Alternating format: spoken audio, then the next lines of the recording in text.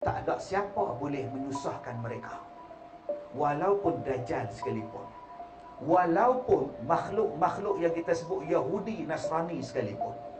Cerita tentang Dukhon 15 Ramadan hari Jumaat akan berlakunya asap. A'udzu billahi minasyaitonir rajim. Baik, dalam hadis ni Nabi sebut apa? Walan tazala hazihil ummah qaimatan ala amrillah. Akan ada satu umat aku, di kalangan umat aku, mereka ni takkan terjejas, sama sekali takkan terjejas. Walan tazala, Nabi sebut perkataan walan tazala hazihil ummah, takkan jadi apa-apa mudarat kepada kita. Siapa dia? Satu umat Nabi Muhammad, mereka ini qaimatan, mereka akan sentiasa berada pada jalan yang lurus, atas jalan Allah, walaupun mereka duduk di zaman akhir zaman. Saya tak nak cerita bab akhir zaman, tuan-tuan, bab Dajjal lah, konspirasi lah, apa bala semua. Yang tu bersepah dah tuan-tuan guru kita cakap. Yang saya nak cakap di sini, hadis ni Nabi sebut la yadurruhum man khalafahum. Tak ada siapa boleh menyusahkan mereka, walaupun Dajjal sekalipun, walaupun makhluk-makhluk yang kita sebut Yahudi, Nasrani sekalipun. Kita takkan diusik, kita takkan jadi susah. Siapa dia, Ustaz? Yang orang hari ni, yang duk takut ni, dia dengar cerita akhir zaman, dia takut. Saya bagi contoh, takut apa? Pertama, dia takut bab makan. Prepping, simpan makanan. Kenapa? Kau tak tahu ke? Dajjal dah nak keluar. Habis tu, simpanlah Maggi, beras, simpan belakang rumah. Buat prepping, cara prepping yang betul. Dah 3 tahun, hampir 3 tahun dah berlalu PKP. Beras yang kita beli 20 kampit sekarang jadi apa? Berapa banyak waktu PKP hari tu disuruh prepping makanan, sekarang dah jadi bubuk dah. Bubuk dah beras tu. Tuan-tuan tak ingat dulu tu? Tiap-tiap hari prepping. Tanamlah sayur belakang rumah, nanti makanan tak ada. Apa tuan-tuan ingat Dajjal ni, bila dia datang, dia tengok Maggi dah, tak apalah, makan. Tuan-tuan ingat Dajjal macam tu kan? Dah, tuan-tuan. Yang kedua, tuan-tuan, waktu PKP hari tu, yang kecoh-kecoh tu, apa yang tuan-tuan dengar? Tuan-tuan, nanti nilai wang kertas tidak ada nilai. Wang kertas tak ada nilai, tuan-tuan. Habis tu, ganti dengan emas, beli emas. Di mana saya nak beli emas? Dengan saya jual emas. Tuan-tuan ingat tak dulu? Saya tegur dalam Facebook saya tegur dalam ceramah saya. Saya ni emas, jual emas. Abang ni nak beli emas. Nanti duit ringgit tak ada nilai, duit kertas tak ada nilai, emas. Belilah emas, simpan. Akhirnya abang ni beli emas kat saya. Abang beli emas kat saya pakai apa? Pakai apa? Pakai duit je. Tadi kata duit tak ada nilai. Saya pergi simpan dalam duit tak? Duit juga. Saya nak sama ambil supplier emas, saya bayar dengan duit tak? Itu pasal apa hang kata duit hang tak laku? Pasal apa emas laku? Hang tak baca dalam hadis Nabi sebut di akhir zaman, emas akan terbit di tepi-tepi jalan. Tak ada siapa teringin pada emas. Emas ni terbit dalam kitab, tuan-tuan, macam batang-batang balak keluar ni, tuan-tuan ni. Tak ada siapa yang nak terima zakat, sebab semua orang jadi kaya. Sebab tu kita kena baca hadis betul-betul. Yang ketiga, cerita tentang Dukhon 15 Ramadan hari Jumaat akan berlakunya asap. Asap akan keluar, ibu-ibu dan bapa-bapa. Sudah, tuan-tuan. Kita kalau dengar ceramah mereka, kita nak gaya. Ini tanda-tanda kiamat, bapa. Dukhon ini akan berlaku. Bilanya Pak Ustaz? Ya, 15 Ramadan hari Jumaat, tuan-tuan. Asap akan memenuhi. Sudah. Dia datang jumpa saya, satu makcik. Dia kata, Ustaz, saya dah jual semua rumah. ASB, tabung haji, semua saya dah ambil duit. Kenapa? Ustaz tak tahu ke nak berlaku dukhan? Bila? Macam mana ustaz jadi ustaz tak tahu? Macam mana? Itulah ustaz kami tahu.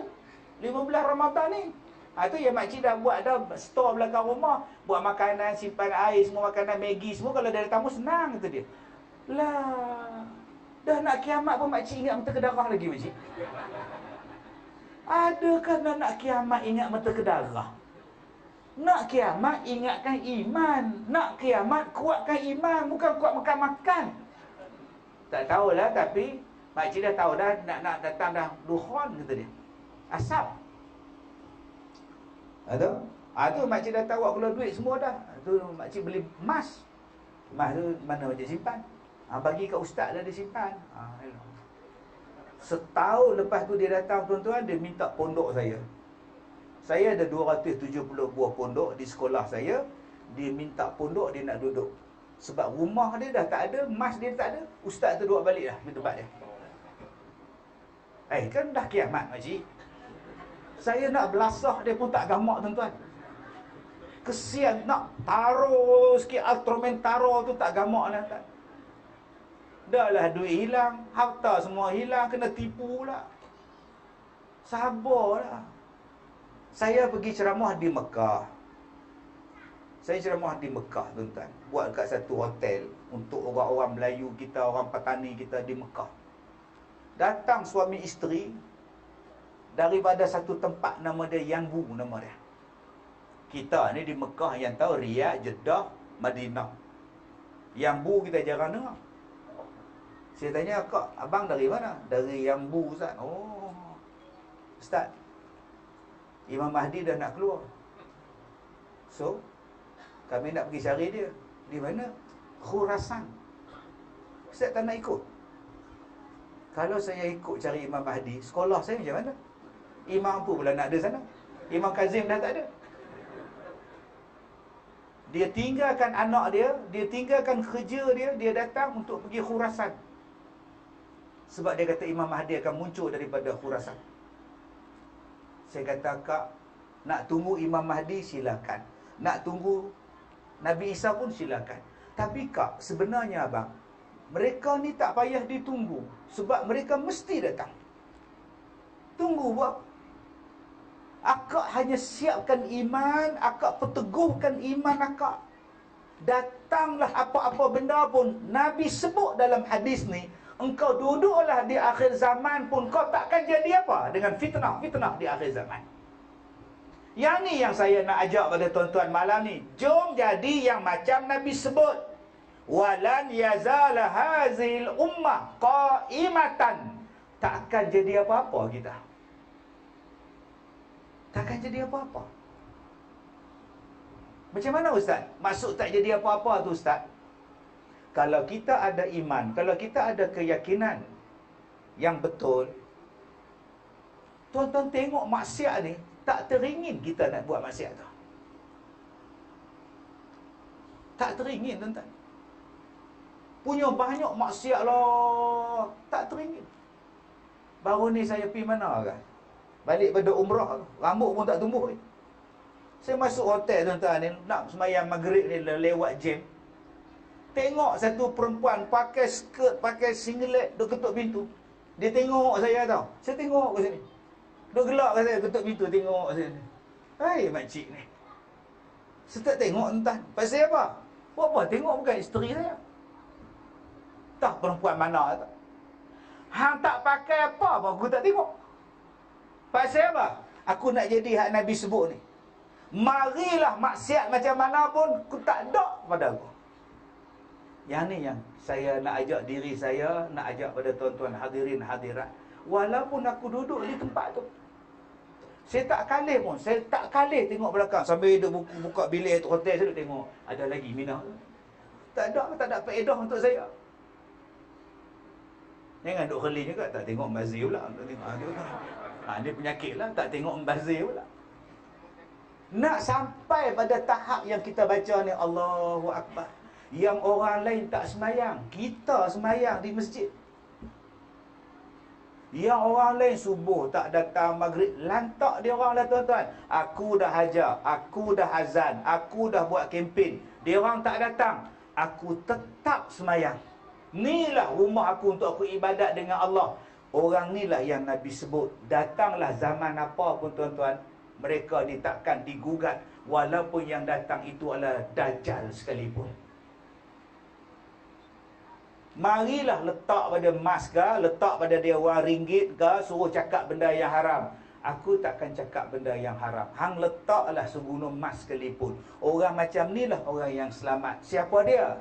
Orang yang taat kepada Allah, orang yang taat pada Rasulullah, orang yang menahan hawa nafsu. Jom tuan-tuan, kita buat persiapan menghadapi zaman akhir ini dengan buat 3 benda ni. Ati'u Allah wa ati'u Rasul. Kemudian tahan hawa nafsu.